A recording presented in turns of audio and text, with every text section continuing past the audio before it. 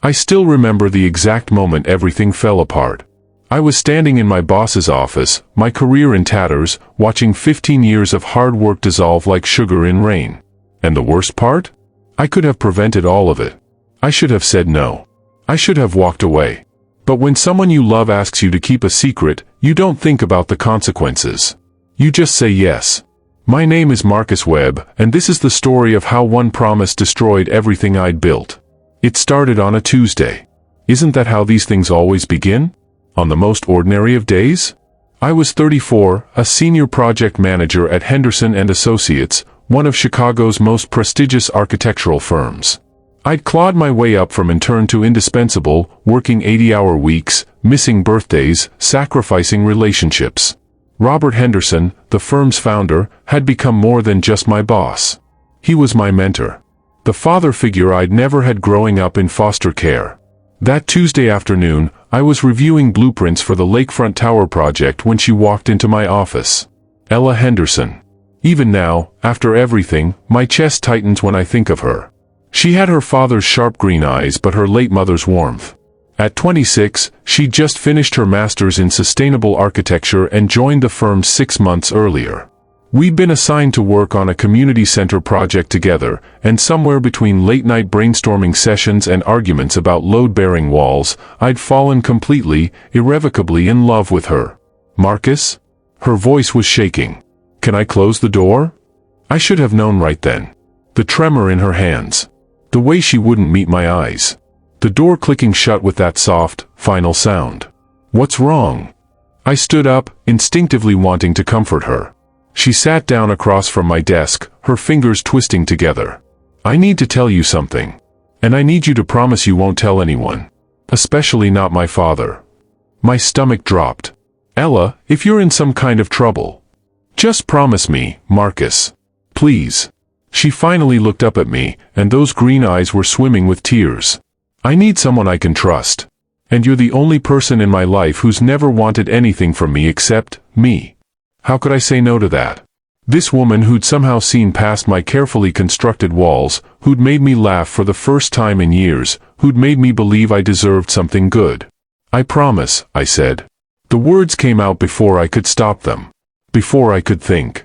Before I could realize I was setting myself on fire to keep her warm. She took a shaky breath. I'm pregnant. The world tilted. You're, what? 10 weeks. Her hand moved to her still flat stomach. I found out last month, but I couldn't. I didn't know how to tell anyone. 1,000 questions crashed through my mind, but the one that tore out of me was, who's the father? She flinched. That's the problem. It's complicated. Complicated how? Marcus, please don't make me. Ella, if someone hurt you, if someone took advantage. No. She stood up abruptly. Nothing like that. I made a mistake. A stupid mistake with someone I shouldn't have been with, and now. She broke down then, really broke down, sobbing in a way that shattered me. I came around the desk and pulled her into my arms, feeling her tears soak through my shirt. It's okay, I whispered, even though nothing was okay. We'll figure it out. You can't tell my father. Not yet. He's already under so much pressure with the merger talks, and if he finds out I've been this reckless. She pulled back, gripping my arms. I need time to figure out what I'm going to do. I need time to tell the father. I just need time. I should have asked more questions. I should have insisted she talk to her father. Robert deserved to know his daughter was going through this. But when you love someone, you make stupid choices. You prioritize their pain over everyone else's. You think you're being noble when you're really just being a fool. How much time? I asked. A few weeks. Maybe a month. Just until I can sort everything out. Okay, I said. Okay, I won't say anything. She hugged me so tightly I could barely breathe. Thank you. God, thank you, Marcus. The next 3 weeks were torture. Robert would ask me how Ella was doing. They'd had some argument about her design choices, and he worried she was stressed, and I'd have to lie to his face. She seems fine, I'd say, the words like broken glass in my throat. Meanwhile, Ella and I grew closer. We'd have lunch together, and she'd tell me about her doctor's appointments, her fears, her hopes. She still wouldn't tell me who the father was, but I started to piece it together. The way she'd get quiet when Tyler Brennan's name came up. Tyler, the charming junior partner with the expensive suits and the wandering eye. Tyler, who was married. I wanted to kill him.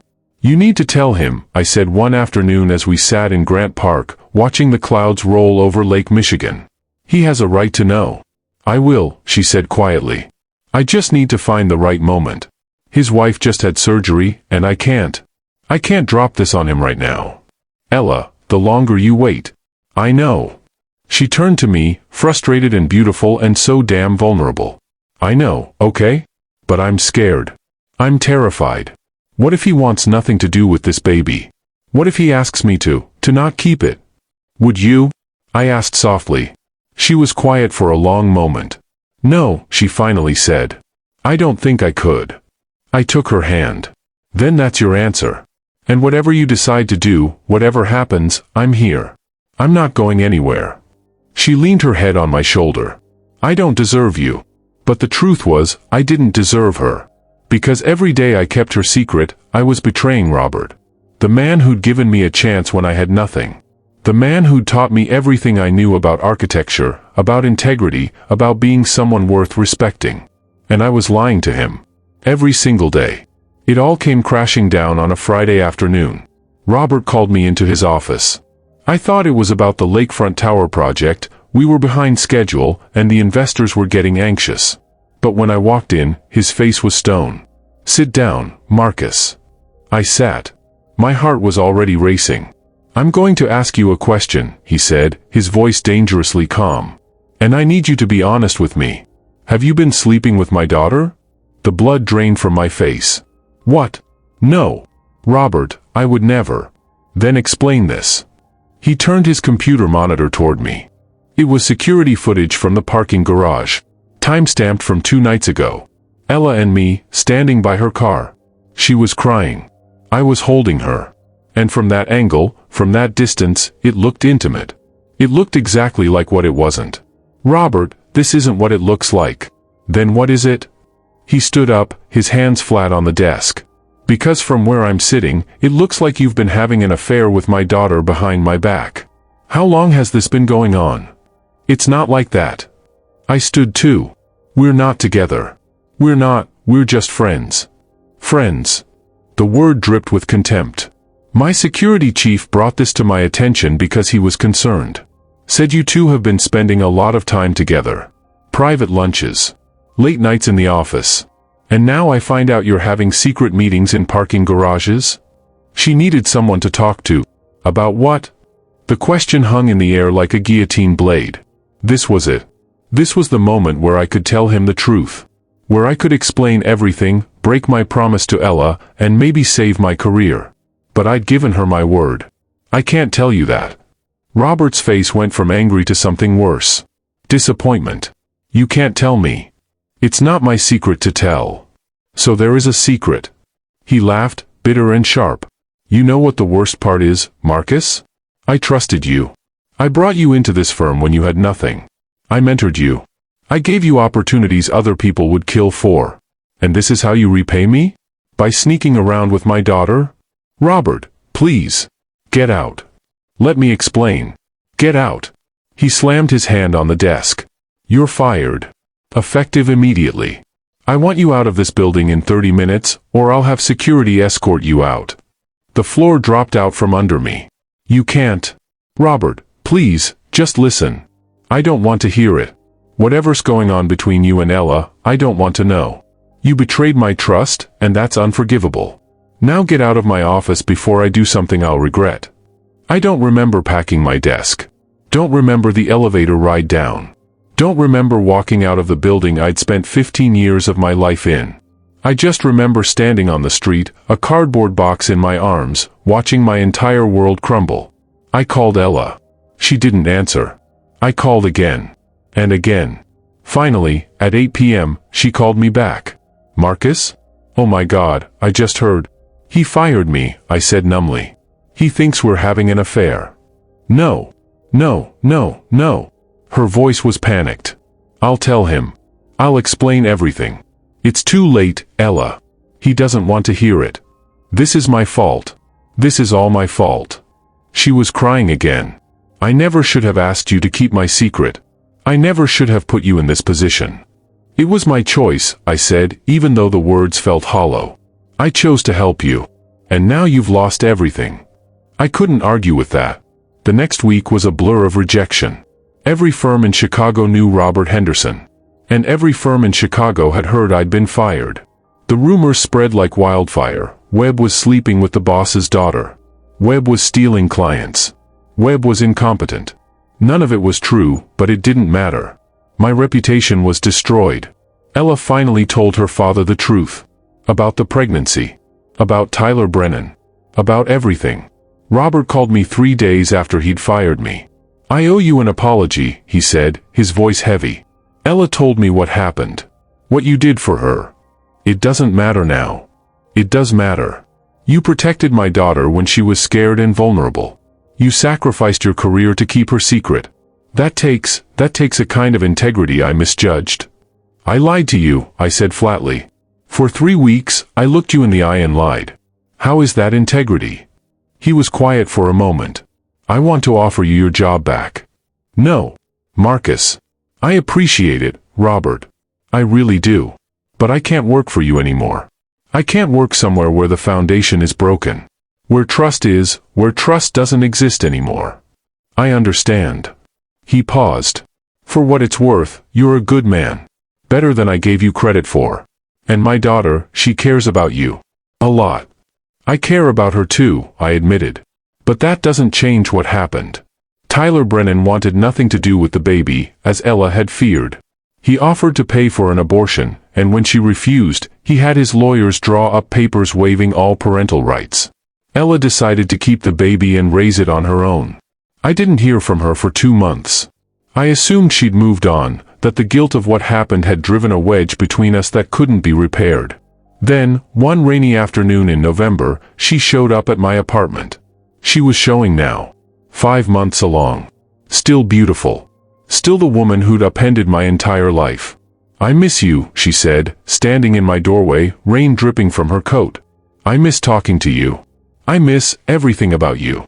Ella. I know I have no right to be here. I know I ruined your life. But I can't stop thinking about you, and I. She took a shaky breath. I'm in love with you, Marcus. I think I have been for a long time.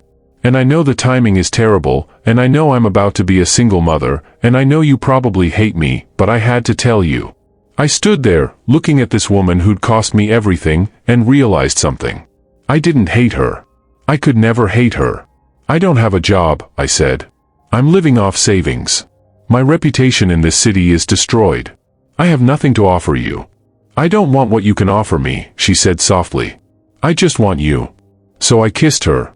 Right there in the doorway, rain and all. I kissed her like I should have kissed her months ago, before secrets and lies and broken promises. And somehow, it felt like coming home. That was 2 years ago. Ella and I got married 6 months after our daughter, was born. I legally adopted her, and we named her Grace. Because that's what all of this was. Grace we didn't deserve but received anyway. I eventually started my own small architecture firm, focusing on affordable housing projects. It's not prestigious. I'm not making Henderson money. But it's honest work, and it's mine. Robert and I slowly rebuilt our relationship. He walks a tightrope between being my father-in-law and my former mentor, but we're getting there. He adores Grace, which helps. But I think about that secret all the time. About the promise I made. About the cost of keeping it. Secrets are like debts. You can defer them, you can hide them, you can pretend they don't exist. But eventually, they come due. And the interest is always higher than you think. I don't regret protecting Ella when she needed it. But I regret how I did it. I should have encouraged her to be honest from the start. I should have helped her find the courage to tell her father instead of enabling her fear. I should have understood that keeping secrets, even for good reasons, corrodes the foundations of trust. Love isn't about protecting someone from hard conversations. It's about standing beside them when they have those conversations. It's about being brave together, not being cowards separately. I wish I'd known that then. But maybe that's the point of mistakes. They teach us what we should have known all along. Sometimes the most loving thing you can do for someone isn't to carry their burden, it's to help them find the strength to carry it themselves. Secrets kept in the name of protection often cause more harm than the truth ever could.